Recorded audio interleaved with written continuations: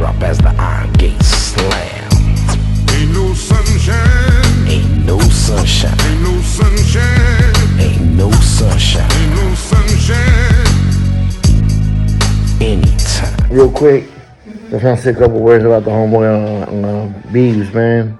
I was seeing him around, like I see him at shows and events, and I really had to sit down and meet him when I was going with CYA Entertainment to talk to the Boys Republic.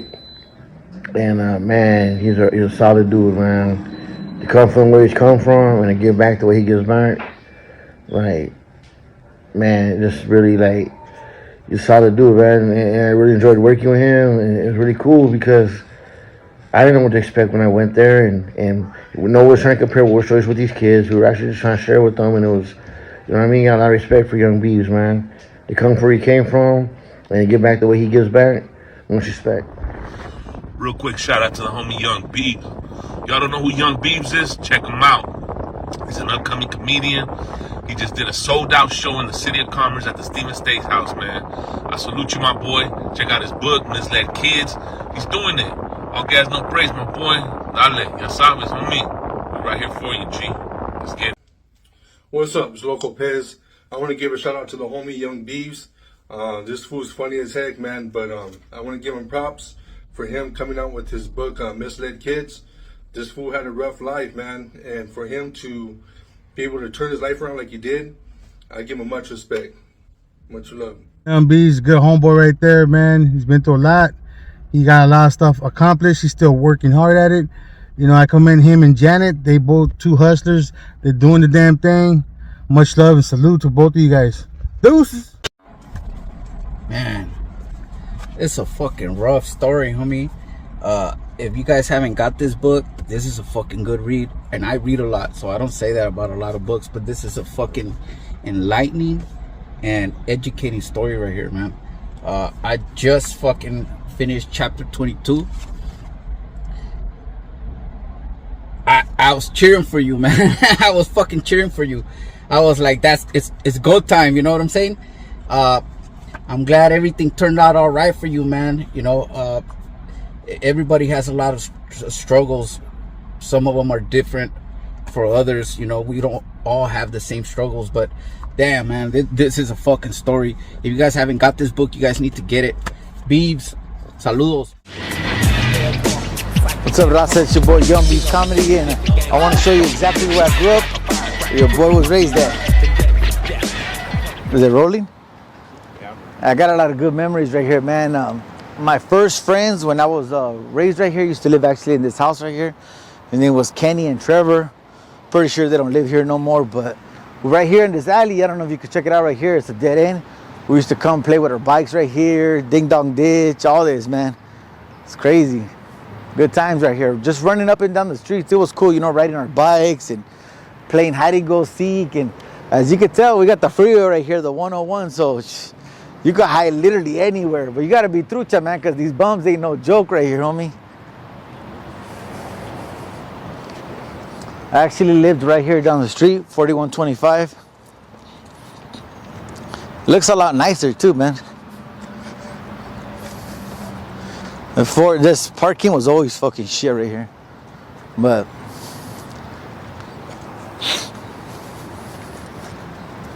it was cool, man. This is where we grew up. I actually went to elementary right here and everything. I went to a school called Alexandria. It was a cool school. I went there. My brother went there. This is where I grew up right here in LA. It's actually Berrendo and Rosewood. Actual cross streets right here. You know, everything's getting more gentrified and everything, but this is where I grew up right here. It was crazy back in the days. So right here, and it's actually the exact place where I'm at. There used to be a neighborhood called Black Diamonds. It was an old school barrio that started right here. They used to go out with Clanton, KOS, all these homies. Right here in the 90s, it was bad, homie.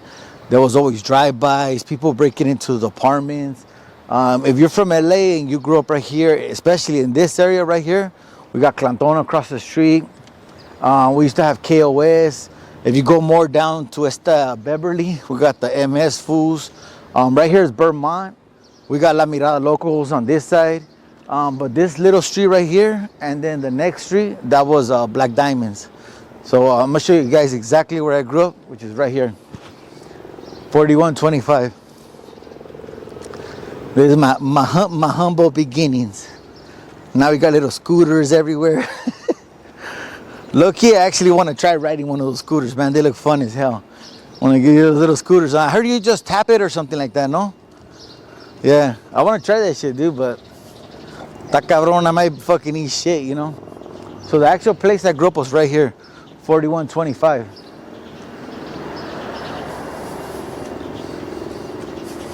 This is it right here. Right here. These are the exact apartments I used to live in right here, 4125. It was crazy, dude. We used to live in 107, which is all the way down. And then we used to live right here on the second floor, 201. I remember the same way they look right now. We used to play in these things, the emergency exits. We used to bring them down, and the manager always used to talking shit. The manager used to actually live here. I'm pretty sure she still lives here because, you know, living for free, you ain't gonna give that up. So if you come to the corner right here, this is where we used to, our school was right here. This is 4125, this is where we lived. We used to kick it right here as kids, you know, away from, you know, everybody from the block. My best friend used to live in those apartments over there. His name was Mario Gonzalez. We grew up together, you know. And it's crazy how I had so many memories right here, and then, you know, I moved away and that was it, you know. It's crazy how you go, you know, my mom actually moved us away from here because there was a lot of gang violence right here. You know, if you grew up in this area, it was really, really bad. Cars were getting broken into, people were getting killed. And it's funny because this is actually a CHP station. So imagine so much crime happening and the police station's like right here. You know, it's crazy, but it goes to show you how bad it was right here. My elementary school was right here down the street. It was called Alexandria. I actually did my first communion, believe it or not, right here at a church. It's called St. John's. I did my first communion right there. So it was cool, you know. So a lot of memories come to mind when as I sit on these steps. I remember when I was a kid, we used to play on these steps right here, man. This was like, it's funny because, you know, back in the days we didn't have really a lot of toys. We were really poor growing up, man. And we used to just run around. Our imagination was like our best friend, man. I would say some of my most fondest memories here was the birth of my two sisters, Patricia Cabrera and my sister Lupe. This is where they were first born. You know, and this tree right here, I remember one time I was here with my stepdad and they grow like these flowers. So he picked a flower and he gave it to my mom. He was like, hey, you know, no matter how many years you're with this, you know, like your partner, you always got to make them feel special, you know.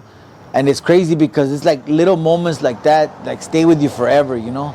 And even though like it wasn't like the best of households and we didn't have everything, we were like really poor, but you know, we were a happy home, you know.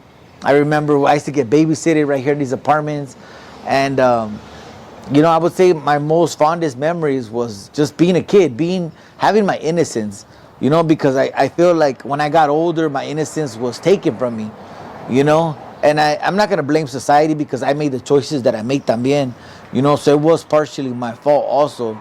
But I feel like as a person, you know, we're a product of our environment. And this environment was gang infested, you know. So instead of, you know, growing up and seeing people like lawyers or doctors or scholars, you know, when I was out here playing was drug addicts.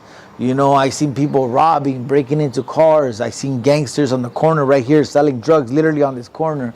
And it made me think like, you know what, like this is what I want to do. You know, you're exposed to something at a young age and that's what you want. That's what you pretty much glorify, you know.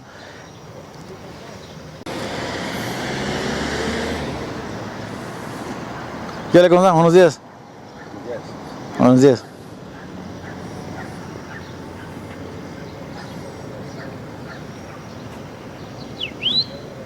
You want to go in there? Yeah. Okay.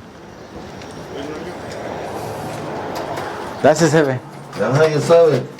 We'll actually go to the hallway in the bottom, huh? That's his heavy. Yeah. Damn, looks the same. Open. Go ahead. Okay. Yeah, that's cool. Damn, this is still the manager's apartment. So actually, this is the inside of the apartment. This is where I grew up. I remember the mailbox is right here. My apartment right here, as you can tell, it's still gloomy as hell in here, man. There used to be an elevator right here. Ya la sacaron. But my apartment was right here. Oh, I could tell you a funny story right here. Look, because we used to live right here on 107. This is our apartment right here. Right here, this is where I grew up, 107. Literally this apartment. This is so crazy, dude. I'm getting like goosebumps. I haven't been here since I was a kid, but this is where I grew up, man. This apartment right here like means so much to me because I feel like this is when I was cool, you know, like I didn't worry about being paranoid. I wasn't going to jail yet, you know, like I was actually a kid. I was running around, playing with my cars, having a good time. And I'll share a funny story with you guys. I don't know if you guys remember wrestling, right? So right here, I'll be honest, man. If you go down here on the Lavanderia, right? I used to be so scared to go down there, you know, because you know when you're a kid, this used to be dark as hell, full like this. So they used to tell us, hey, saca la basura. I used to be like, damn, homie. So I have so many like good memories and bad memories, but I'll share a story with you guys. You know, if you guys remember WWF, me and my brother used to always be wrestling. Like I told you, we were really, really, really poor. So we didn't have money to buy, you know, the best toys or like a wrestling ring or nothing like that, right? So one time we're right here wrestling, right? And my brother was like, hey, Beaver, because they always call me Beaver. It's like my family name. And he goes, you know, if you really, really put your mind to something, you can fly, right? And I was like, are you serious? And I'm a kid, fool. And he goes, yeah, serio, fool. Just keep it in your mind that you can fly. Y vas a volar. So this fool literally gets me, right? And he does like a suplex thing. And I literally fly out through this window right here. Right here. Suplex me outside through this window right here. Right? So I fall. I fucking bite my tongue. It's all bad. So it's not that high, but just imagine a kid just flying out. And I'm thinking I'm supposed to like fly. Yeah, pinche bobo, lot of eat shit. And it was so fucked up because, you know, growing up, like I said, we used to get spanked, right? So I was bleeding and all this, right? But I was more scared of my mom finding out of what happened. You know, I was like, dude, she's gonna beat my ass for this. But even though it was like a bad thing that happened, it was like a good memory that I have with my brother, you know. At that apartment right there, 107, that's where my sister Patty was born, my sister Lupe was born. And, you know, I feel like that's when we really became a family, you know. Let me ask her, okay.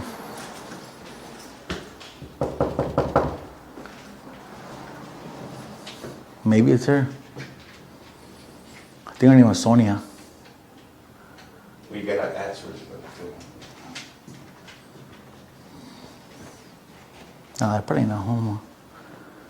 I think he was the manager. Oh, was he? Oh, maybe. Fool. That's like I told you, everything's open. Oh, okay. Fuck it. Yeah, I think you're right. He was the manager. Yeah. Oh, that's why he said leave it open. Temple Street tayo lahat. Temple Street. For the hood, for my click, bubble bang. So much music, no soul, wala itong atrasan. Temple Street gang, mga kisa kamatayan. Dirty Punk for July. Gang, no, for the hood, for my click, bubble bang. So much music, no soul, wala itong atrasan. Temple Street gang, mga kisa kamatayan. So, like I said, we grew up in LA, right here on Vermont and Beverly. Right now, we're actually right here in Temple Street. I got my family, they're from Temple Street. I have two cousins. I got a lot of close relatives. My madrina actually used to live right here down the street on Berendo. And this is where I used to like come on the weekends and spend time with my family, you know. I've always had a lot of love for the homies from Temple Street. They always supported me in all my events, all my stuff, you know. And it's like it's crazy when you're growing up and you get that kind of support. It doesn't seem like nothing at the time. So this is pretty much where my heart was at. Both of my cousins were from Temple Street. I had a lot of close homies. You know, this is actually a mural they just painted of 100 years of them being here. Hola, ¿cómo está? Buenos días. You know, so as you can tell, this is an all raza place, all community of like, you know, homies, you know. This is where I first got exposed to the whole homie environment, you know, being Because like I said, over there was Black Diamonds, there was Clantons, there was, so all throughout my childhood, I had like gangs around me. You know, even to this day, I'm still surrounded by homies, you know. But my madrina used to live here. She's the one that baptized me, my padrino. We grew, so we'd come here on the weekends, you know, and it was like, you know, when you get away from your family, it's like a family getaway. So we literally go from like over there, Vermont, right here to Temple. And we'd kick it, we'd celebrate our birthdays together. But I just grew up, this is how I grew up. Even though it's kind of fucked up and it's a real hostile environment, there's a lot of havoc going on. You know, as a kid, it seems normal, you know? So shout out to the homies from Temple right here. It's a cool mural, the homie did it. It's cool to see, you know, our cultura like this and our people being shown in a positive way, you know? Northside bowling as a young OG, RIP to my dead homies that said fuck all you phonies, said you was down, now you snitch. So from the city of LA, my mom seen that, as you could tell, it was like I was surrounded by gangs. It was gang infested. It was all around me, my family, my cousins. So my mom decided to move to the city of Baldwin Park right here, Main and Gates. This is actually where we moved to get away from gangs. And this is actually where I started getting involved in gangs. You know, I feel like when you water a seed and it's already like, let's say, rotting, you can't prevent something from getting rotten. You know, once it's bad, it just keeps going. It gets worse and worse and worse. That's what happened with me, you know. But, you know, growing up poor and, you know, you don't realize how poor you are till you go to school, right? So when I started going to school, I started, you know, resenting the people who actually came from a good home, who had good clothes, you know. So I started to act out, you know, and I started to pretty much hang out with kids that were like me, you know, people that didn't fit in, people that had trouble at home. And I found myself right here on the streets of Baldwin Park, you know. I'm not the kind of guy that's gonna sit here and blame, you know, the way I was brought up, because, you know, I came from a dysfunctional home. And it's crazy because, you know, I feel like when you're part of a circle, or let's say a cycle of violence, whether it's physical abuse, verbal abuse, whatever is in your house, right? Whatever you're dealing with, I feel like the answer is, you know, so easy. It's right in front of us. All these kids want is just attention. And I was one of those kids, you know. My parents, you know, I don't blame them, because they were just literally trying to give me a good life, you know, provide for us. You know, they're always at work. But in reality, I needed somebody to be, you know, there and tell me, hey, you know what, this is what you need to do, or hey, don't do this. And I feel like when you're growing up, and if your parents are too strict or too lenient, you're gonna mess up. In my case, my parents were really strict. And that just made me act out more, because I knew I was gonna get spanked if I got suspended. So I would do something really, really bad to make it worth it, you know. That's the kind of house I was in. And I feel like nowadays, you know, it's just, we need to pay more attention to the kids. And I think that's really what I needed. So I'm a strong believer of, you know, when something's meant to happen, it's gonna happen. So as you can tell, there's a big difference in the environment from where I was raised in the city of LA to Baldwin Park. It's a nicer place. You know, everything looks nice. But the thing is, once you have that seed planted in your head that it's bad, or you're lacking something at home, you're gonna find that love, that sense of belonging anywhere. And this is where I found it, in the streets of Baldwin Park, you know.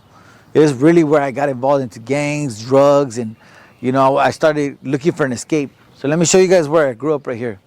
This is my street right here, it's Gates. I remember growing up here as a kid, you know, it doesn't look like much right now, but this was my home. And it's funny because I remember when I was a kid, I used to love walking. Now I'm older and I hate walking. I don't even want to walk to my house right now. But you know, when you're young, it's like something about being in the streets, you know. I feel like you're drawn to this kind of stuff, you know. And all of these houses are still here from back in the days when I was young. I got a lot of good memories and I got a lot of bad memories, you know. Right here, this is one of the most painful memories that I had. I had a real close homie of mine that he actually passed away right here, literally by my house. And it changed my life, you know, because I was only 10, 11 years old. And I'm coming from a broken home. I'm having trouble, you know, like in school. I'm having trouble at home. And, you know, I found a friend. One of my best friends, you know, he ended up passing away, you know. And that's what really made me, like, resent everything, resent the streets, resent my family. I started acting out more. And that's one of the reasons why when you go to YA, they shoot at you. They shoot at your dead homies. So when people were saying that in YA, it really affected me because the person they were disrespecting was my best friend, Up until this day, I've never had a best friend again, So that's a little insight, That's why, when I was in YA, it meant so much and it hurt me so much, because as a kid, I feel like you're barely learning how to do stuff, And to deal with death at such a young age, literally when I was 9-10 years old, my cousin, he's the one that was from Temple, he got murdered. And so it was nothing but tragedy to tragedy, So I turned to the streets and it was like, it became a routine, I grew up right here on the street where the palm trees at, that was my house. And I literally used to walk to school right here. There was a school called Holland. And that's really where I started acting out. I started doing drugs. I started getting suspended. I started seeing that when I did bad things, I got attention. And I know it's childish to even think like that, but I feel like when you're young and you need love, any attention's gonna do, whether it's good or bad, But, I got a lot of good memories, like I said, and a lot of bad memories too, right here. It's crazy, because I haven't been here a minute, right? But I remember walking these streets late at night, I'd be coming from my homies' houses and I would literally be running, hiding, because the cops, after 10 o'clock, you're not supposed to be on the street. So I'm gonna share a crazy story with you guys, right? So something had happened and, I was young. I was maybe 12 years old and I'm carrying a gun because, back in the days, you have to carry guns, So I'm literally strapped, walking home. I go home, right? And I'm only 11, 12 years old. So just imagine your kid coming home at 12 o'clock with a gun and you don't know where he's been. So obviously my parents are going to be mad, My mom confronted me hey, what are you doing? Why are you all so late? And, I wish I could have been open and had more communication with my family and just told her hey, you know what? I'm going through a lot of stuff. I just lost my homie. And I feel like that's where we messed up as my family because we didn't communicate. We never talked about things, something happened, we just brushed it under the rug and pretended like it didn't happen, So I'm dealing with all that stuff. I come home, it's 12 o'clock, I got a gun. And my mom, she gets scared because she sees the gun, right? And she's like, ¿de quién es la pistola? And I was like, hey, you know what, don't worry about it. So she calls the cops, man. So I'm really, you're gonna call the cops on me? So I get the gun and I take off running, right? And this is the first time that I ever shared the story, right? I take off, cops arrest me, I throw the gun, I get busted. I'm facing 25 years, right? So I feel bad, but that time I got arrested, right? I get arrested and I'm facing a lot of time, man. And my mom goes to visit me. She goes to visit me in jail and I tell her, hell no, I don't love you, don't even come visit me. Because the way I looked at it was if you loved me, you wouldn't put me in jail, especially facing that kind of time.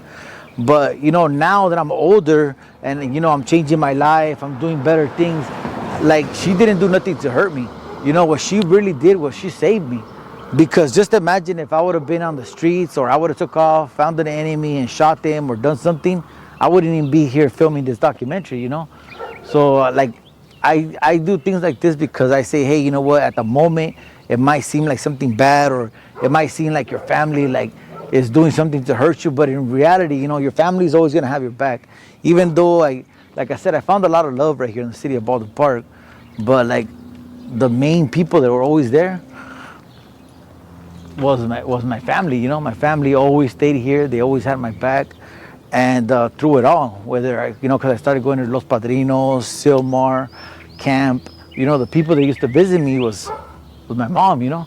My sisters. And it's crazy because growing up, I missed out on so much of my sister's life. My sister was 5 years old when I first started going to juvenile hall. My sister Patty was, I think, 4. And by the time I really, really tried to change my life, they were already older, And I felt bad because, we don't talk about stuff like that. And then later on, they would tell me hey, you know what, we wish you were here, but I was in jail, So it's a hard pill to swallow, because you think that you're only hurting yourself, but in reality, you're hurting your whole family, And it's crazy because we came to this house right here and we're supposed to get away from everything. And I just turned to the worst, Yeah, so this is actually the actual house where I used to live at right here. I was 9, 10 years old. We came here to the city of Baldwin Park, 11, when it was like completely moved in right here. And that's actually the same year when I started kicking it with my homies, you know? Because like I said, I grew up in LA and I was already around gangs. And we used to come from LA to Baldwin Park to visit my family too. So it was like we had a little bit of both worlds. And finally my mom decided to move us over here because está más calmado, you know? But the truth is, like I told you guys, if you're already with that C plan in your head, you're gonna run with it, you know? It's nice as hell, huh? This was all ghetto when we used to live here. They didn't have none of this. The guy lives right here, this guy Paco. Basketball court, everything. Looks nice, huh? So I gave you a little insight about my upbringing and how we went from the city of LA, moved to Baldwin Park, and now I'm gonna take you guys to a trip to Nelles. That's when I went to YA. I actually went to Los Padrinos. I was in Silmar. I was in Camp, ¿cómo se llama ese camp? Camp Scudder. I was in Resnick. I was in Smith. You know, Camp Scobie. I was in Lancaster, you know. So the thing is, you know, when you're a kid and you're getting involved in trouble, you know, the judge is going to be like, hey, you know what? This guy, he's not learning. So that's what happened with me. I kept fighting. I kept getting locked up at a young age. And the judge really looked at it like, you know what? I don't have no other choice but to send you to YA. So that's what happened, man. I got out. I just got out. I think it was like I was out for maybe not even like a month. And I ended up getting busted for carjacking. And I go to YA, you know. And I was a kid. I got convicted as an adult. That was actually my first strike, man. So right now I'm gonna take you guys to Nelles. Yeah. Just wanted to shout out my boy Young Beavz. Much love, G. See what you're doing, man. Proud of all your success. And I hope you have much more. Much love. Just wanted to share with you, I got a badass book in the mail called Misled Kids. And it's about young Beavz' time in juvenile hall camp and YA. He finally got it published and it's hot off the press. Want to point one thing out. When I was in Paso, one of the things the homies would look at is how somebody would walk. If they looked like, you know, their head down, looked like they got the hell beat out of them, you know, they had no confidence. But if you had your head high, like this young man right here, you had a lot of confidence. All the torture that he went through, and if you heard any of his stories, he went through shit every day, and he still held his head high. That's admirable right there. Much love, young Beavz. You go get that book.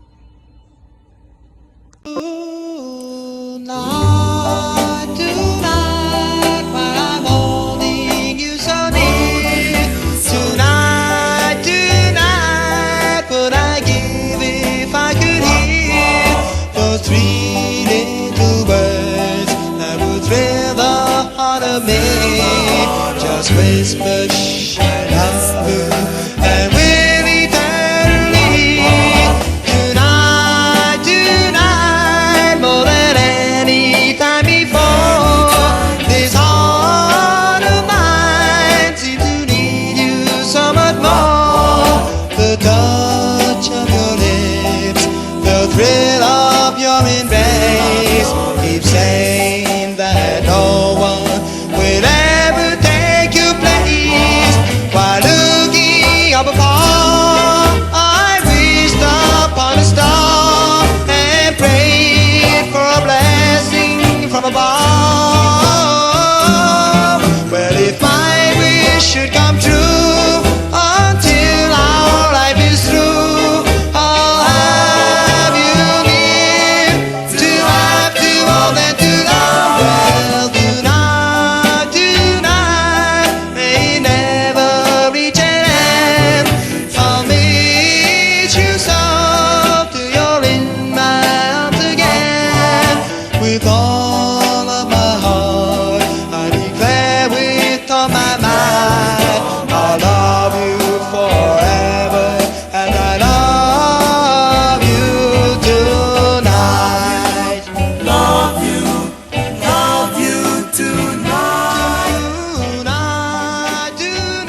Hey, what's up, Beavz? How you doing? Here Good with to see you, Texas. Yeah, It's always a pleasure, man. Of course. Fellow YA baby. That's right. 6'8" number right here. Oh yeah. So as you guys seen earlier, I took you guys on a journey from where I grew up. I was born in LA.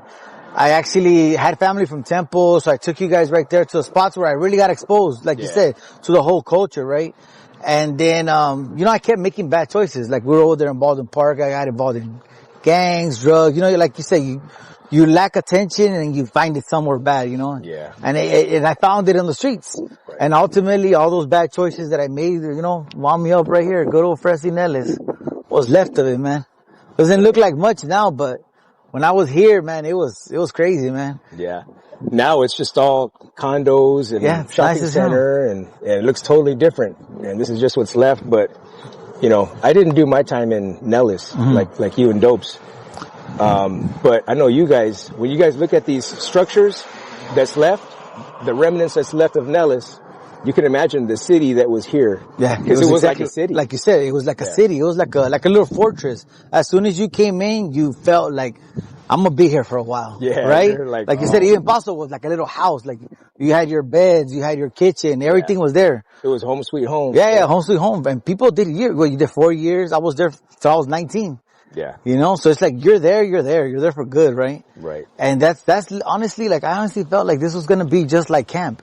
Thought it was gonna be like camp. I thought it was gonna be like juvenile hall, and it turned out worse, and that's why, I'm actually like doing this whole documentary, because I want people to know that, you could turn a negative into a positive, cause look at all these bad experiences. I could have been, on drugs. I could have been, doing life in prison. Yeah. But instead of, boo-hooing, I'm actually saying, hey, you know what? I went through this, but look at where I want to be. Like you do. Look at you. You went through the same experience, but you don't use that energy for bad now. You use it to provide for your family, protect your family, you know? I think a part of it is a lot of times people don't see themselves, doing something else different. That's true. A lot of times they're scared of change. Yeah. People don't like change. They like the status quo. Yeah, that's true. You're comfortable. They're comfortable, and comfort could be your enemy. Yeah, I believe you want to get outside your comfort zone. Yeah, I believe it. I believe it. A lot of times people can't imagine themselves being successful or living this kind of life. Yeah. Sometimes they're just addicted to doing what's easy. Not right. They want that rush. They want that. They want that quick high. Exactly. And it's not just drugs. It could be drugs. It could be, breaking the law in any way. That could be a rush. Sometimes people feel that that's a necessity, right? Yeah. Like, you could be, down and out. You know what? I never understood how people, like even me, like back in the days when I was young, I was growing up, people would be like, oh, you're always going to be no good. You're going to be a criminal all your life. And I don't know if people, like, this is one thing I want people to, like, I want to stress the fact that you tell somebody that, they believe it. Because when I came to Nelles, like, I was like, this is what I'm supposed to be. Yeah. Everybody always told me I was going to be a criminal. I was going to be bad. So I accepted it. But now that we're older and we're men now, I'm like, you know what? Like, I should have never accepted that label. Society, my family gave me that label, but that's not me. I'm a comedian. I'm a friend. I'm a father. I can be more than what they label me, Exactly. And that's one thing that, a speaker named Les Brown says that, do not let someone else's opinion of you become your reality. That's true. I feel like we get wrapped up in that. Especially when you respect this person or you got love for this person, you look up to them and they say this about you, you're like, maybe, maybe this is me. Yeah. They put you in that box, you're just going to stay there because of that respect that you have for them. Or that fear, like you said earlier, you're so comfortable, you don't want to break the barrier. But look at you, man. I mean, you're doing big things. I'm trying. And it's hard, and I want to stress, and I want to be honest, it's not easy. It's hard. I get a lot of hate, because especially with my story, like the stuff that I shared, it was hard. Like the stuff that went on in this place, like there was a lot of people getting raped. There was people getting beat up. It was like some heinous things that happened, Yeah. And I'm going to be honest, like I never wanted to come forward with my story, ever. I went to prison. The people that were here, they knew my story. But it was like a secret, Like we were talking earlier, this place was open, before the 1800s, right? I think it was the late 1800s. Yeah, so from the research that I've done and the people that I've known, only 3 people have gone through what I've gone through. And one of them is dead. He overdosed in prison. Another one, he's in a mental home, and me. You know, that's really what made me come forward with my story, because I started thinking like, you know, little by little I started noticing, because when I left this place, I was like, you know what, whatever happened here, happened here, and I'm going to move forward.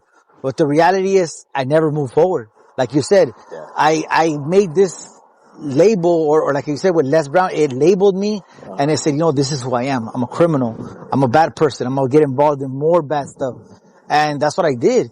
Yeah. And honestly, like, I struggle to this day with stuff from this place, because, you know, I have a trouble. Like, you even know, like, people will reach out to me and I just don't want to deal with people because I'm so used to like people betraying me here, you know? Yeah. And what's fucked up is I'm a homie just like we're all homies. And I never in my life thought that it was going to be my own people, fool. Yeah. I always thought it was going to be, you know, white people or black people that are going to harm me or an enemy. But for your own culture to like do me like the way they did, it really like scarred me, you know? It scarred me really bad because all my life I just wanted to be, like you said, a homie. We all had that little image, you know? Right. And to get here, and they just fucking... That's a bad pain right there. See what I'm saying? Yeah. And like, you know, we're men, so we don't want to talk about that stuff, you know? So for years I would just bottle it up. And I started noticing that it was eating me up, fool. Yeah. And even to this day, like I struggle. The main thing I struggle is with that. I'm an alcoholic because of that. I have problems even with my wife because I'm so used to like fight or flight. I don't know how to resolve a conversation. It's either we're going to fight or we're going to like, I'm going to, you know, and it's sad because all the people that love me, I hurt them because they're trying to get a point across to me. And I'm still thinking, why? I'm still thinking like, oh, I'm not going to go out or this person's trying to test me. Like, have you ever felt like that? Like, oh, this was trying to test me. Like, you know, like what you said about the whole parking thing. That person was trying to test you, right? Like, what the hell? Yeah, but it's just second nature, no? In all reality, I look back and I'm like, man, I regret, you know, because, you know, where I live, I tried my best to keep peace. Yeah, I'll go out, you know, as they used to say, oh, he went out. I'll go out to keep my family safe. Yeah, because that's the priority. Right. Now, if I'm walking that path, if I'm in that life, you can't go out. You can't, yeah. But I'm a family man. So, yeah, exactly. And I've been where I've been. I don't have anything to prove to anybody. Yeah, except your family. Except the my people family. Who, yeah. And make sure that they're taken care of. That's it. Got the food. That's peace. That's, you know, everything. You know, the food, the peace, the make sure that my kids know I love them. Yeah. You know, make sure they got God in their life. That's good. I feel like you have to have faith in something. Yeah. You know? And so it just takes to get pissed off. And you lose everything. And you could lose everything. I agree with that, dude. And that's one of the reasons why I had stopped drinking, you know, is because, you know, I started to like not remember things. I started waking up in the morning. That's what happens to me. Me and Dopey were just talking about that. Let me ask you, when you wake up in the morning, do you ever think like, damn, what did I say? Somebody could have killed me. Yeah. Or I could be waking up in jail right now. And not even know.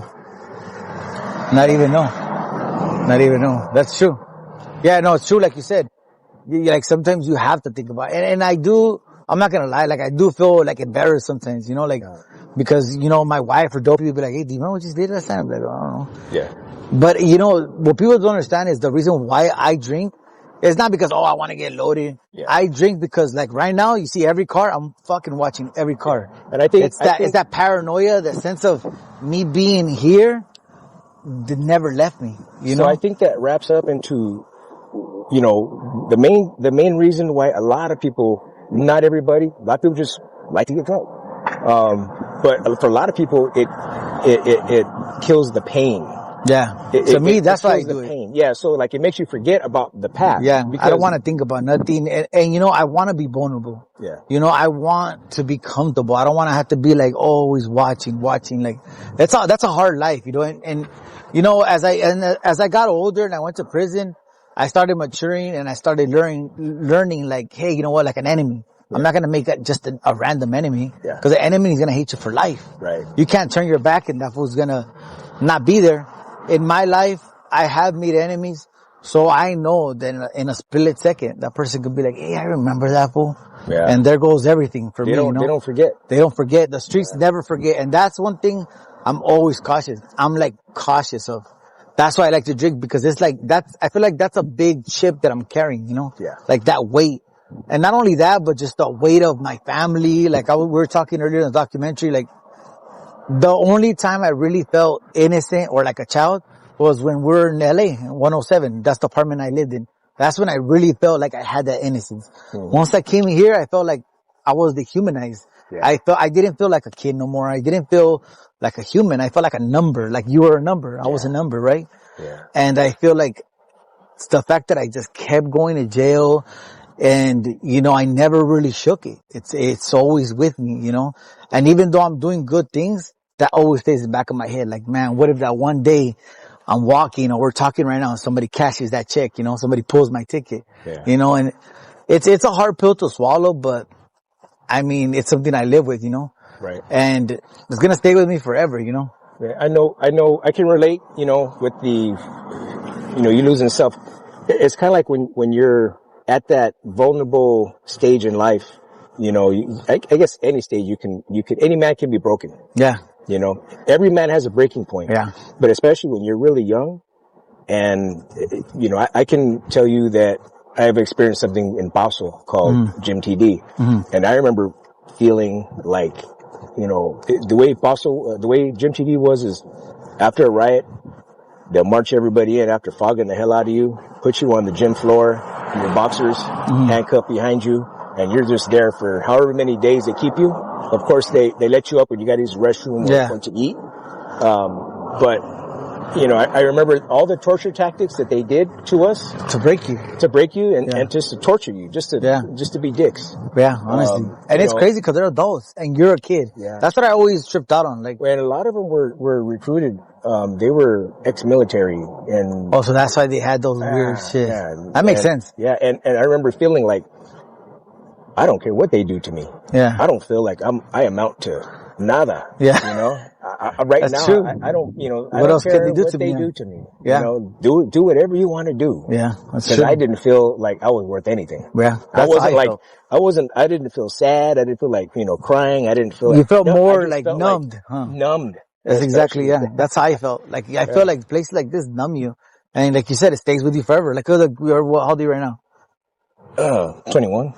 21 plus shipping and handling. I'm 48. So imagine you're 48 and you still remember when you were a teen. Oh yeah. So this stuff stays with you for life. It's right? the stuff that stays, you know, I mean, I wish I could have, you know, went back and, you know what, I was a Marine or I was a, you know, Air Force pilot, you know, I wish I could do something and be proud of that, you know, but, you know, hey, in my military years, were YA. Yeah. You know, and it disciplined you and. But, you know, it taught a lot. People that haven't been there, you know. They can't judge it. They can't judge it. They can't relate. They don't know, and they really can't relate because they don't know. Like you said, you would have to see it to believe it. You have to experience it. Yeah. You know? Just like people in, you know, the military that go to war. And, you know, like you don't know until you're actually there in the front lines. Yeah. Front line. Stuff that you learn. Yeah. You know, it does stay with you. Yeah, forever. Good or bad. Good or bad. You know, it stays recessed in your mind and, you know, it could come out at any time. You can condition it to, you know, not come out. But it's always going to be there. I feel like it's better if you deal with it. That's what I've been trying to do with this whole talking about stuff. Yeah. That's why I think I really wanted to come forward because I was in prison and I was just like always feeling it. Yeah. Because I was like already in a place where I was like, okay, this is my house right here. I'm here, whatever.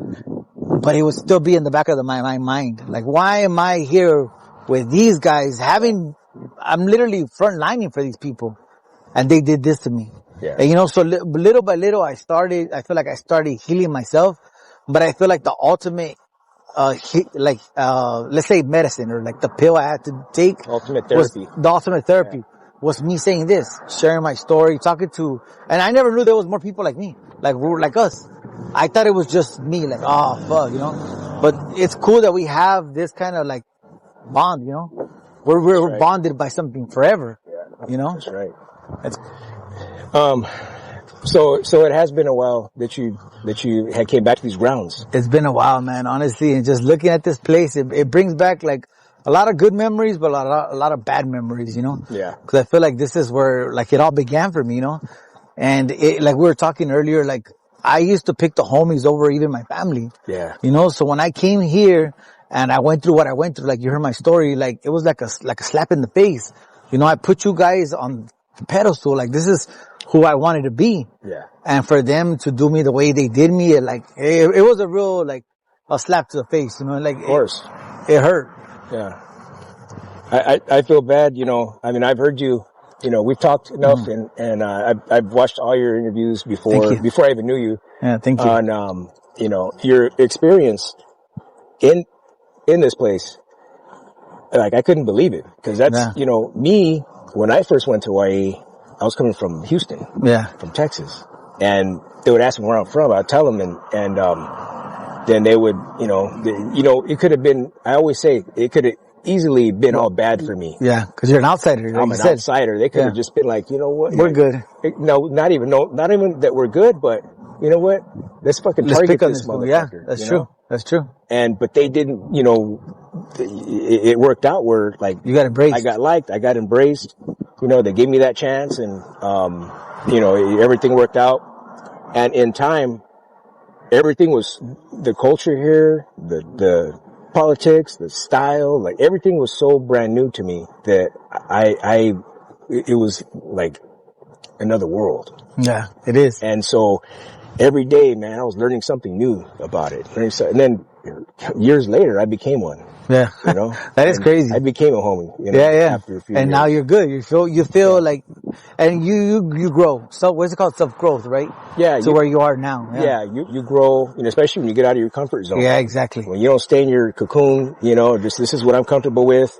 You know, when you get out, you're growing. That's how you grow. Exactly. And so, you know, I mean, and you have to see yourself growing too. You have to see yourself, like, look at you, man. You're going to be packing arenas. Yeah. My book, I just wrote my book. Your book. Yeah. You know, like, that was a huge achievement for me. I never in my life thought I was going to do something like that. And I know that you have a very decorated life. Mm-hmm. But what actually inspired you to take the step to write the book? So actually, what the whole process that happened was, I had wrote a book before, right? Yeah. But it was like, it flopped. You know, I had some issues with it, with one of my exes, right? So I had given up hope on it. I was like, you know what? It's just not, like we said earlier, it's not for me, or it's not the right time, you know? But I started going to prison, and I continued to be an avid reader. I love to read. And, you know what? I got out of jail, and I was like, you know what? Like, I need to do something. Like how we were talking about earlier, I needed to, like, spread my message, you know? And I had been on, like you said, all these podcasts and shared my story, but I never really went in depth. So when I hooked up with my wife right now, my lady, she's the one that really told me, hey, you know what? Like, if this is bothering you so much, maybe there's something more to it. Maybe you should try it. And I'm not gonna lie, it wasn't an easy step to do. I did it. It took me like about a year to write 175 pages. That's how long it took me. But like how we said earlier, when I talk about this place, or when I write about this place, I'm here again. Like, I feel it. Shout out to Janet for that. Yeah. Shout out to Janet, honestly. I would have never done it if it wasn't for her, honestly. Yeah. And to be honest, I didn't think it was going to get I didn't think it was going to impact the way it did. Even Dopey heard it at my comedy special. Yeah. Everybody was like, man, like, they couldn't believe I went through what I went through. Because, you know, I went through so much right here. You know, just for the first 2 years of my life here, it was like hell. You know, every day fighting. I couldn't sleep comfortably. You know, I was getting attacked by the homies and the blacks. You know, so I was getting it on both ends, you know. I wish you would have went to Paso. I wish I would have went to Paso too, honestly. That's one thing good. Yeah. I mean, if they accepted a fucking scumbag like me. No, I honestly feel like it was just this place, and it was because there was so many of my enemies right here. Yeah. And then what really messed me up was, because the whole shooting game, I don't know if you remember that shooting game, you disrespect somebody's dead family, right? That's what we used to do. So they, that goes back. Yeah. So there was a kite. They sent me a kite when I'm first here. And I didn't know that when you say the word reject, you're shooting at everybody. Yeah. So that's what I did. I was so mad because I had only been here 2 days, and I was already going through so much stuff. They had jacked me. I got fucking jumped by 3 black guys. I got disowned by the Mexicans. And then I see this big old letter of all these people that want to fight me. And I'm like, you know what? Like you said, it's like, you're just like, I'm done, dude. So I write this big old reject on it, and I send it back to the guys. And they used to be in Washington, right? So when I send them this kite, I didn't know that I shot at all those neighborhoods. I shot at Colonia Chiques. I shot at Florencia. I shot at 18th Street. I shot at the Maravillas. I shot at so many gangs. I didn't even know. What a nightmare. Yeah, literally. So for the first almost 3 years of my life here, it was just fighting. Every day, 2 times, 3 times. You know, at the chow hall, I would fight at the chow hall. I literally would eat real fast because I knew somebody would want to fight me. Or even when we would come to school, when I would walk to school, the cops would be like, hey, where's Zapata at? Because they knew somebody was going to attack me. And it happened. Every single day, I would go to school, people would run into my classes, or they would like say when you're walking like this, cause you walk in a crowd. I would be walking and these fools would run towards me. And I was like, oh, it was a nightmare, dude. But I mean, I feel like honestly, it built my character. Cause just the fact of me being alone, it takes you out of, like you said, the comfort zone. And most of us, like homies, we always have a homie. Nobody's ever been alone. For me, being alone right there showed me, hey, I can stand alone. I don't need to be part of a crowd. I can be myself. I'm comfortable crazy, in my own skin. That made you stronger. Yeah, it honestly did. Yeah. And it's ironic, like we said, that you would think something like this would break me, but it, like we said, it numbed me and it made me like, hey, you know what? Yeah. If I could take this, I could take a bigger obstacle. And it helped me. It honestly helped me because, tragedy after tragedy. Most people that have gone through this would have broken. They would have broken. But this was not a breaking point. It wasn't. You stayed tough. Yeah. And that's rare. Yeah. Going through that much for a couple of years. Yeah. It was hard, but at the end, like I said, I thought I saw a light in the tunnel. And all that stuff happened because there was so much bad stuff that happened here, and we did everything, the whole film Raza thing was done, and we started the whole homie thing. But I feel like I thought I did something good because we all got together and we all said no more film Raza, right? But now that I'm more mature, let's say, right? And seasoned, I would say all we did was just go from one animal to another animal. Like a bacteria. You kill this bacteria, now you got something else. Yeah. Because once we stopped fighting amongst ourselves, now we started going more against the blacks. Now it became more of a racial thing. That's why so many people that went to YA. Homies got to fight somebody. Exactly. Either it's each other or. Exactly. Another race or. We were talking about it being dopey. It's just because we're young. You're angry at your family. You're angry at yourself. And, you just lash out. I think that's honestly what was happening with us. Instead of getting locked up, we needed somebody just to talk to. And how it was in Nelles, it's so different than it was in Paso. In Paso, because dopey was in Nelles and Paso. Yeah, and Paso was like pure unity amongst Raza. Yes, that's good. I've heard of that. It was like we're bulletproof. I heard. And it was an experience that I would not give up. Yeah, I'm glad that I experienced that. No, right here it was all about like. Right here in Nelles, it was all about like breaking that person. It was always like, oh, okay, I'm gonna break that person. It was a hard. So how does your book start off? So my book, the way it starts off, it pretty much gives you an insight into my family, how I was raised, and how I wound up here. Because it talks about juvenile hall, it talks about camp, it talks about everything I went through. But the book actually gives you a lot of details of like how I felt betrayed. It's kind of ironic, and I'll share this with you guys. There was one time right here, I'll share it with you actually too. I got a visit, and I had a black eye, fool, cause some fool, I'm telling you, I was getting so many fights, and I got into it with some big ass fool, right? Big fool, and I'm little. I've always been this height, but I was a little shorter, fat, you know what I mean? I was only like 13 at the time. This fool was like 18, dude. And this fool shot at me, so I go and I get down with him in school, and I had a big old shiner, dude. And one thing about me is I never wanted to worry my mom. My mom would come visit me and I'd have a broken hand, broken nose, black eye. And she would ask me like, what's going on? So one day I have a big old black eye. And have you ever seen the eye when it gets bloody, like red? That's how my eye was. So I'm wearing glasses and my mom's like, what the hell happened? And I told her, oh no, we're slap boxing, And she's like, ¿Qué tienes? And I was like, no, like I'm good. And I know she knew something was wrong. Yeah. So you know how the moms give you the little prayer cards? So she gives me this little prayer thing and she's like, hey, you know what? Like, pray to God. Yeah. Pray to God that He's going to help you. And you come home. Because you know how when you first get committed, they tell you 18 months.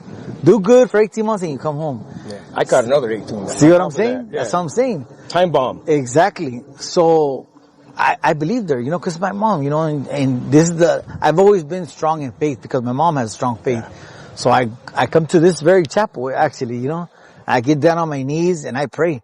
I say, hey, you know what, God, like I'm tired of fighting. Like help me. I want to go home my mom. I want to go home my sisters. You know, like, I like literally put myself at his mercy.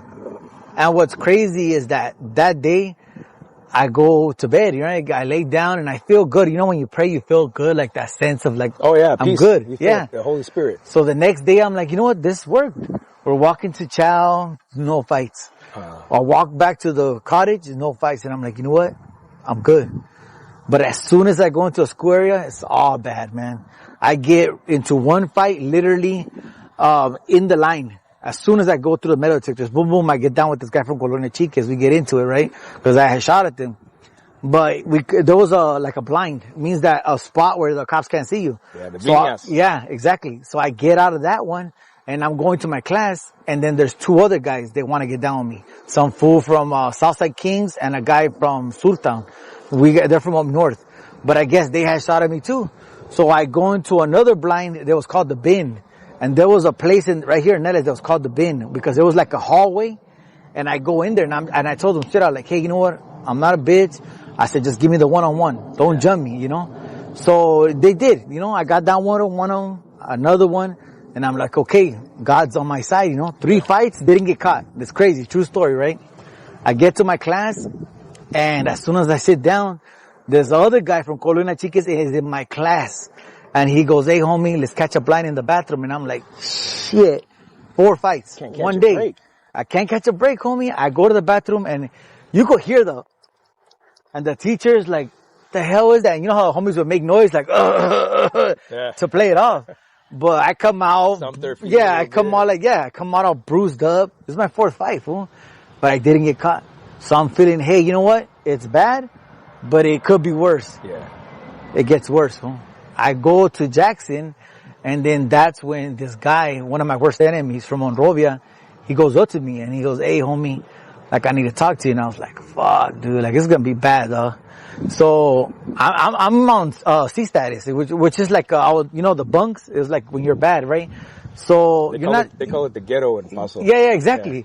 So you don't get no canteen, no phone calls, nothing, right? Oh, okay. So that's like, exactly. So the ghetto is just an area in Paso, but then now when you're on that status, that means you don't get shit. Yeah, okay. And this is the crazy part. The cop literally tells me, hey, you got a phone call. And I'm like, how do I have a phone call? So I know something's funny. So I go to the phone and I'm right here on the phone and there was rooms in the hallway right here. Yeah. Cause there was beds and then there was a room of halls, there was a hallway with rooms. So the first door is open and I'm like, what the hell? So I go in there, more fucking fights, bro. I go in there, I get down with some fool from Puente. Go in there, boom, first one, and I'm tired. I've been fighting all day. Yeah. Another guy from Barrio Mojados, I get down with him right there. And then he's like, hey, you know what, hold up, it's my turn. And I'm like, this is like my 8th fight in one day. So I go to the bathroom and I get that little thing my mom gave me, I ripped it. And I was like, you know what? F God. I threw it in the trash. And honestly, I think that was the most biggest mistake I did in my life, though. Because that night, I think he was testing my faith. You know, and I broke. I lost faith in him.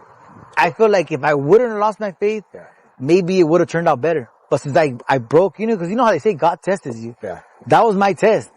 And you know, sometimes God doesn't answer right away. He answers on His time. That's probably what it was. I've had many, you know, unanswered prayers. But I'm thinking like, they weren't answered, but like down the road. Yeah, it did get answered. It did. Yeah. And, sometimes it's just not in His will. Yeah. But to give an example, there was this, pastor named John Ramirez, from New York, and he was a devil worshiper. Oh shit. And he used to, you know, be able to get out of his body and his soul. You know, he used to be able to, you know, get out of his, and he was like a high ranking, practicing worshiper. And something had happened to where he decided to turn to God. And what happened is that when he did that, he felt the peace, but then he was tortured. He was tortured, I think it was like for 7 days or 30 days. I don't know how many days it was, but at night. But his face was tasted. And so at night, he was being tortured by demons and spirits, and they were like, kept messing with him and like torturing him, and he wouldn't get no sleep. And after like 7 days, I believe it was, he told God, why are you letting these people mess with me, you know? And why are you not jumping in? Yeah, that's how I felt, honestly. And I'm like, where's God? God told him, because I just wanted to see how much you loved me. I was testing you to see how much you loved me and how much you trusted me. Not to give up. Not to give up. Yeah. And so, honestly, I feel like that's what happened that day, honestly. Yeah, Pastor John Ramirez, he's got some amazing stories. But yeah, I mean, that's just an example. Like, yeah, I feel like that, honestly, like I feel like that's what it was, honestly, because even though I had that one fallout, let's say with my faith, I know that there was something that got me out of this, because I couldn't have survived this by myself. Yeah. You know, there's no physical man. It was something that said, hey, you know what? You're going to make it. Yeah. And I made it. And, you know, coming back to God now, just recently, I was, like we were talking about earlier, COVID, I was facing 10 years. I prayed. This is my second time I prayed in my life. I get down and I'm in Theo Lacey facing 10 years, and I prayed. I said, you know what, God, I know I've done so much bad. Yeah. I've hurt so many people. I've misled so much people, you know? That's why I called my story Misled Kids. Yeah. But I feel like I was part of the people poisoning the people. I was poisoning my own people. So I get down, like, I don't know what happened or what, I just felt it. I get down on my knees and I pray. And I say, God, you know what? It's during COVID. I'm facing 10 years and I'm old. I don't want to go to, I could do the whole prison thing. I've done it all my life. But I'm just at the point where I'm like, do I really want to do 10 years? Like, I've already done almost 20. Yeah. In total, my whole life I've been incarcerated 20 years of my life, and I'm 40. So it's literally half of my life I've been in there. That's all I know. So I get down that night and I pray. I say, you know what, God, I know we haven't had the best relationship. Because I talked to God straight up. I haven't been the best person. I've hurt a lot of people. But you know what? I'm sorry. I said, I'm from my heart. I'm sorry. You give me one more chance. I promise you, I'm done. I won't sell drugs no more. I won't poison my people, and I'm going to try, because I know it's not going to happen overnight, like we said, but I'm going to try to work on myself and be a better person. That night, in the morning, I don't know if you heard of the book, The Alchemist. Somebody slides that book into my life. You know, because you, in prison and jail, you get reading material. So when I read that book, I was like, dude, this is a sign from God. You know, like, because the story is about a kid who's, like we said, scared to pretty much break out of their shell. Yeah. The whole point of the story is this kid was a shepherd. His dad was a shepherd. That's all he's ever known. So to me, this is all I ever been, a criminal. That's all I know. It's all I've been around. So I'm reading this book and I'm saying, hey, you know what? This kid's 14 years old. And he's like, you know what? I'm going to go find my destiny. So I'm thinking in my head, I'm almost 40. I'm going to do my destiny. So that's why when I got out, I said, you know what? I'm done. I'm kicking back on my drinking, start working on myself, you know, and I said, you know, I got to write my book. So I wrote my book so my message could be out there, you know, not only that, but so people know, like just because I've been through so much bad stuff, it doesn't define me, you know, like I'm a better person now. Like we said earlier, I'm a comedian now. I'm a public speaker. That's a big accomplishment when you write a book. Exactly. It's almost, you know, almost a couple hundred Yeah. pages. Yeah. That's a lot of time, Yeah. a lot of effort, a lot of, and I poured my heart and soul into it, dude. Yeah. I was transparent, and you know, like I feel like that's what we have to be, because you There's know, no writer's block writing your books. nothing. And you know what's funny is because we're homies, right? So we never want to say when we got knocked out. We never want to say, oh, that, like you said, oh, that fool got the best of me with his big old hands. That shows that you're real, man, I feel. Because if you're willing to say, hey, you know, to keep my hands up. Exactly. See what I'm saying? Yeah. Everybody's always talking about, oh, I knocked him out, and nah, I feel what makes you a better and You gotta stronger take the person. bad with the good. Exactly. You gotta be upfront about it. Exactly. Yeah. And that's what my story is about. My story is about emphasizing how you can come from something so bad, like how we did, and turn it around. You know, because I don't know if you guys know, I went to a Riverside college, and I actually, that's my first time ever being a public speaker. I sat there in front of like 150 people like this. When was this? It was in April or May, I think. This I did year? it. Yeah, I just did it. Wow. It was cool, dude. Nice. So the guy who edited my book, Jesus, he's a professor at RCC, Riverside Community College. Okay. So he goes, bro, he read my book and he goes, crazy. Your story is like unbelievable. So there was a bunch of kids there, and well, not kids, not even kids, just students. To us, they're kids. Yeah, to me, they're kids. Yeah. You know, but there were students, and I was speaking like this, and they couldn't believe it. They were like, "Wow, like that happened to you?" And I told them, "Hey, you know what? Like, I'm living proof that you can come from the gutter, you can come from this, and look at me now. Yeah. I'm not mad. You know, I have my flaws, but I always say, hey, I'm gonna do better. Like you said, you know, I used to fight for this, now I fight for my family. You know." Right. You know, and I feel like that's what it's about, growing. You know, that's why I wanted to do this documentary, you know, with people like us. I ain't want to be next to somebody who don't know what we're talking about. I want to be next to you because you know what I felt. Yeah. You've been there. Dopey's been there, you know. And we're all living different lives, but on a better tip. That's right. You know? Yeah. Yeah. All right. So, I was curious about how when you got out, how, you know, what was your mentality as opposed to what it was before you went in? I would say, you know, when I went into YA, I was, let's just say a certain kind of criminal. And YA made me a more violent criminal, more like I didn't care, you know, because that's what I feel like YA makes you do. Like it makes you more like I don't care, you know, you got to go all out. Yeah. So when I got out of YA, I was 19 already. I maxed out at 19. They were trying to send me to YTS, but literally on my birthday, they were like, you know what, send this fool home. They're actually trying to add a dad charge too. But the judge was like, you know what, we're going to get him. And they were right. Yeah. You know, they looked at it like either we could get him now or we could get him when he recommits. That's literally what the judge told me. Cause I went to court and they're like, release him. Yeah. So they got the paperwork here. I got out on my birthday from YA, 19 years old. I get out, I'm out for 2 weeks.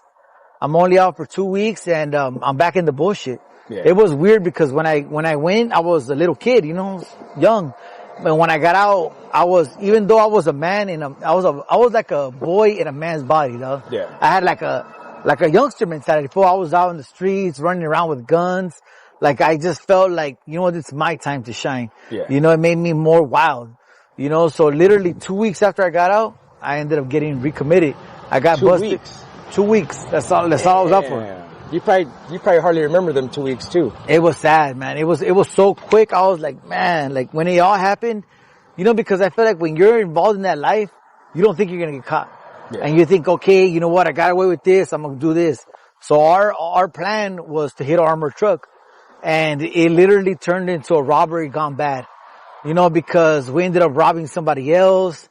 And the two people that were involved, me and my crimey, we both got arrested. Because literally at Baldwin Park, the Bank of America's here and the police station is like maybe 10 minutes away.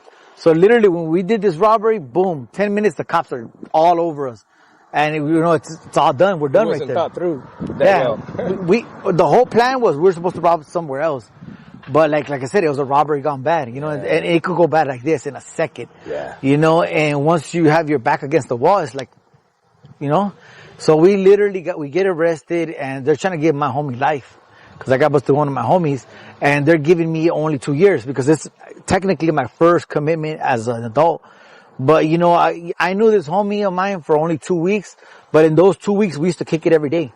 And he was like my older homie, the one that was giving me like klecha, you know, like telling me stuff that I used to tell my homies, like, hey, you know, take care of your people, take care of the streets, you know, that kind of klecha that don't even exist no more now, you know, you know. And, so I had a bond with him, you know, even though it was only 2 weeks, now we're arrested and, you know, the way he would talk to me was like, hey, homie, like, you know, this is us. This is what we're going to do, how we're going to do it. Like, and he would always tell me, scope out, like you said, scope out the room, you know, think before you speak.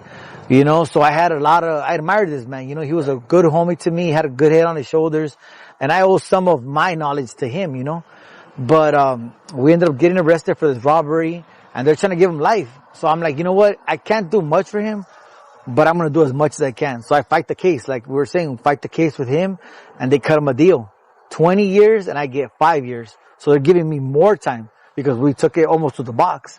That was our last deal. 5 years for me, 20 for him. But at least he wasn't going to get life, you know? So I was happy with that. I told him, hey, you know what? Got nothing but love for you, fool. Like, see you on the other side. Right. So I ended up going, to prison. First time getting busted, I go to county. I go to LA County Jail, then I go to Wayside, waiting to catch the chain, right? And, you know, it's a whole nother environment right there, you know, cause you go from fighting every day, you know, all this, to like, hey, do this. It's more like different.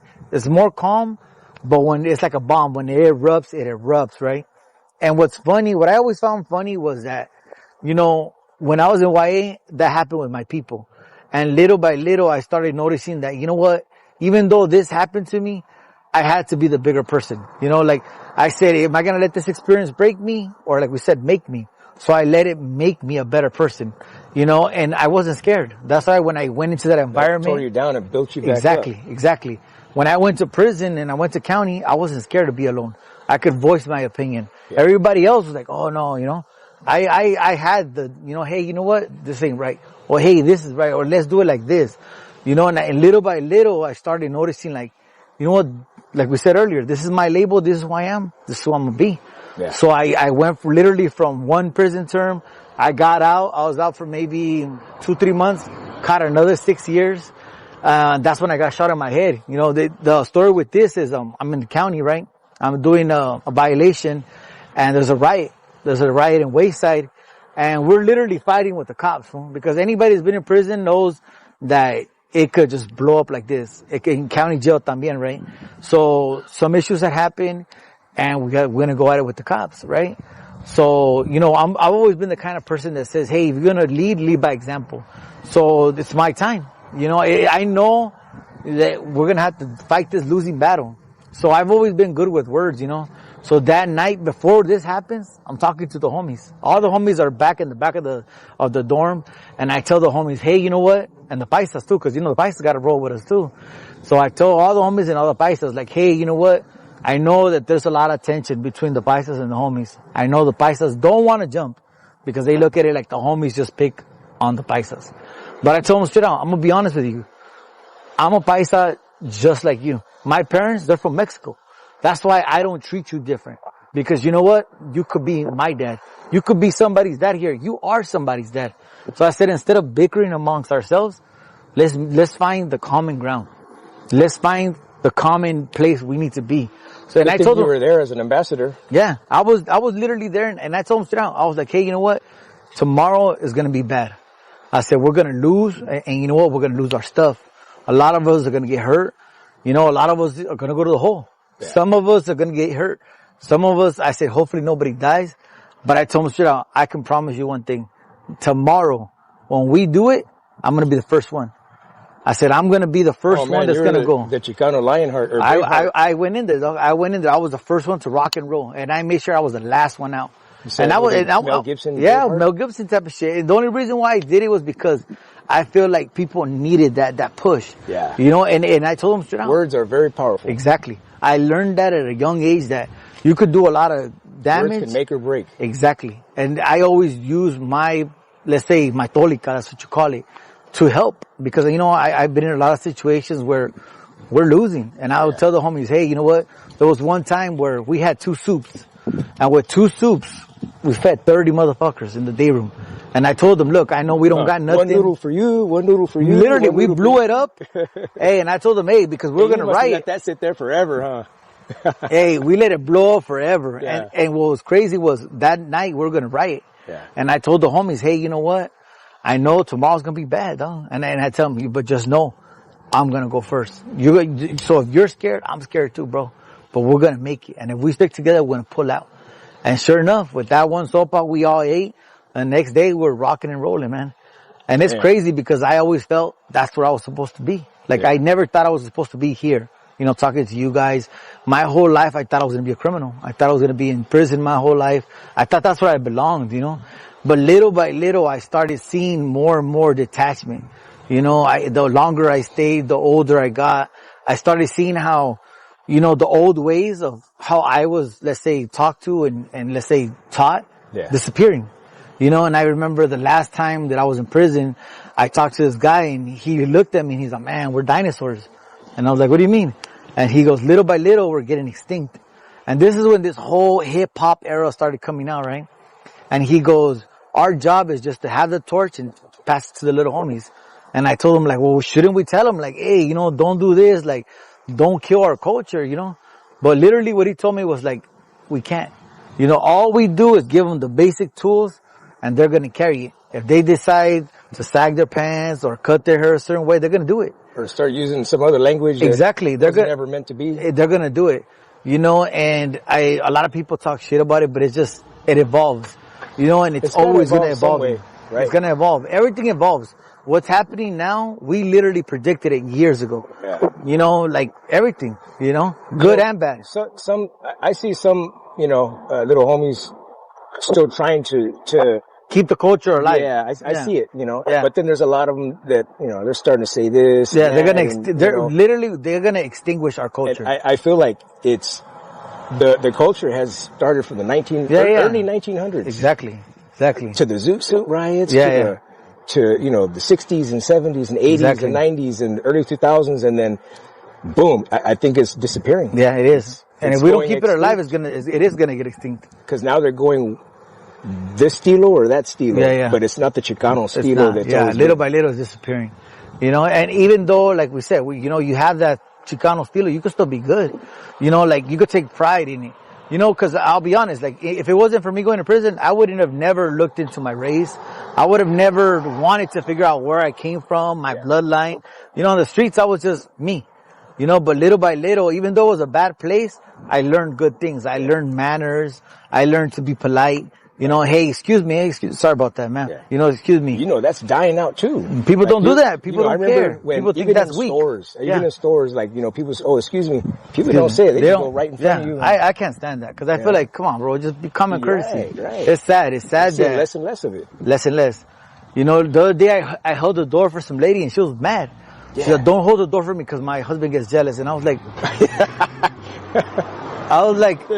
what the hell? And my daughter was like, see, Dad, that's how you don't do that. And I was like, I'm not going to change the way I am because these people have trust issues or they're miserable. I'm a polite person and I don't look at it like it's being weak.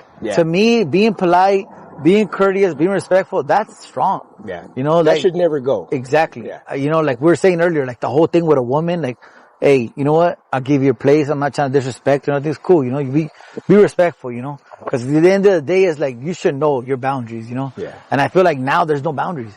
People are just running all over each other. And, what I don't really get is, especially now that I'm in this whole social media thing and I'm doing the whole TikTok thing, and, I'll share with you guys, I never thought it was going to be funny. Ever. I never wanted to be a comedian. It wasn't like, hey, I'm going to be a comedian. Nah, never.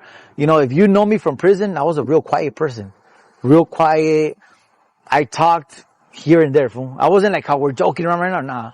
I was always super watching everybody.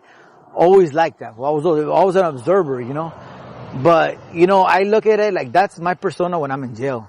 Every day I'm in there. I got to do what I got to do. Bam. But the minute I'm on the streets, that's not me. Even though people be like, hey, Beaver, I remember you. Hey, much love, cool. But hey, you know what? I'm out here. I'm trying to do me out here, Because I feel like I gave all my life to the game, And I feel like now it's my time to live, That's why, I always wanted to try something different, right? And I would tell people, yeah, I want to be a comedian. I want to try it, But Mexicans, we're procrastinators. We talk about it, but we don't do it. So finally, I'm working at this company. And one of my coworkers, I would joke around with her a lot, right? And she'll be like, you're funny as fuck. So we're drinking at a bar and she signs me up for an open mic. And I hear these guys calling my name and I'm like, why the hell are they calling my name? Like, do I lose my wallet or did I have a tab open? Like, I don't know why they're calling me, fool. And so I go up there and they're like, here. And I'm like, what the hell am I going to talk about? And one of the guys there, he just told me, just talk about your life. Talk about what you do at work and talk about you. So I literally got the mic and I started talking about like what I do at work. That I used to take long shits as soon as I go into work and how I joke around with the guys and people were laughing, dude. And I was like, I know I was funny. Hey, lo and behold, you're funny. Lo and behold. Yeah. And, I literally fell in love with it. I fell in love with, just the crowd. When you go out there, it's like a drug. It's so powerful, bro. Yeah. When they're like, hey. I could literally watch videos and be like, dude, like I'm so proud of myself because, I was here. I was labeled no good, labeled like I'm done. Like I was Before worth nothing. It was tomatoes thrown at you. Exactly. And now it's They're all like cheering me, right? lighters, yeah. Right? It's so crazy. It's like a feeling like of worth. Like actually I'm worth something, Right. It makes me feel like I accomplished something. So when I got into the whole comedy scene, it wasn't easy. It was hard. I'm to be honest with you. Because for one, the way I look, I dress like a homie, right? So a lot of people say, hey. It's pretty casual to me. Yeah. So a lot of people, comedians themselves will be like, hey bro, don't dress like that because the crowd's going to judge you. Like we said, the box. And I told him, hey bro, I've been in a box all my life. I don't mind. Yeah. But you know what? Once I get good in this box, what's going to happen? I'm going to break. I'm going to break out of this box and little by little, I'm going to be like that pimple on the back of your ass. You're going to either scratch me or you're going to start playing with it. So little by little, I feel like I do get a lot of hate with the comedy, you know. They don't like me. But I get a lot of embracing. You know, Dopey was there. That shit was sold out. There was so many people. You know, all love. It's a fear a lot of times because, you know, people judge other people. Like, don't judge people, you know, don't. Exactly, don't like we said, by their character. Cover, yeah. Right? And, all right, well, I guess this is it. It was a hell of a time. Hey, I hate goodbyes. Yeah. I'm glad we came, you know. It made me feel a little more at ease, you know, being around people like me and just, you know, it's funny how in places like this, you make the best of friends. Lifelong friends, you and Dopey, you know, and I don't look at it as a loss. I look at it as a lesson learned, you know. Right. I just want to say that I'm really proud of you. Thank you. I appreciate it, honestly, because I know you mean it. Yeah. Anybody could, like, you know, showboat, but well, when that text comes in from you, I know it's sincere. It's genuine. You know, because I get so many, like, hey, likes, thumbs, but when it comes from a real friend, I feel like it feels good. Right. Well, whether I see you 2 months, 3 months, it's just good to be in a company of good people, you know. Of course, man. And that book, I'm gonna buy that book. I got you. We're gonna make it happen. It's a good story. I know you're gonna like it. It's at a good price. You know, good price. Can't beat it. What is Can't beat it. It's called Misled Kids. I'm selling it for $20. Yeah. Everybody's got $20. If I gotta ship it, $28 anywhere in the U.S. And you have it. How can they get a hold of it? I'm self-published, so I literally published it myself, and I'm literally shipping and everything, because I was working on some deals with Amazon and Barnes and Nobles, but the way they want to do it is I'll lose more money and they'll keep more, you know. Yeah. Which I don't mind. But it's like, you know, I don't feel like it's right because I put in all that time into it, you know. Is Kindle, is that Amazon? Yeah, Amazon. Okay. But eventually I am going to do it. So that if they want to get one, they just go to your Instagram? Yeah, they would have to send me a DM on Instagram, Facebook, or TikTok. And your Instagram is what? Young Beavz Comedy. Young Beavz Comedy. Just shoot me a DM and just tell me you want a book, and I'm literally mailing them myself. Okay. Yeah. So it's cool, you know, I feel like it's good. You know, I'm starting up. Eventually, I feel like I am. You made a killing at your last show selling books too. I sold a lot of books at the show. Everywhere I go, I sell them. I sold a bunch at the Swami. People are giving you good reviews and everything. Honestly, I've been getting good reviews. And, you know, thank you to the people for buying my book. Thank you to CYA Entertainment. Thank you for, you know, you being here. Yeah. And I want to say a special thank you to my wife, Janet. I know I'm not perfect, you know. I look at it like I'm a piece of clay, and life is a sculptor, you know, and I'm going to go with the way it wants to cut me, you know, because I feel like every little piece is cutting. It's just me getting closer to the masterpiece I'm supposed to be, you know. So I just want to say I love you and thank you for being with me. Thank you for being understanding. Thank you for loving me on the ups and downs, you know, because there's days when I'm down and there's days that I'm up. Yeah. So I just want to say thank you to my real friends. Shout out to my daughter, Divine. I love you. My daughter, Amaya. And thank you to all my fans, my true supporters. Thank you to everybody who went to my comedy shows. And I want to leave you with my last words is one thing I learned, you know, from us and this place is where there is no struggle, there is no strength. Meaning, if you don't struggle in life, you don't learn nothing, you don't get any stronger, like we said. Exactly. You know, easy things don't last. So I'm glad that I struggled. I'm glad that I went through all these things because it made me the man I am, a humble person. And you see me on the street, say, Kyobo, take a picture, say, what's up, you know what I'm saying? I'm right here. My name's Young Beavz Comedy. I shoot that shit.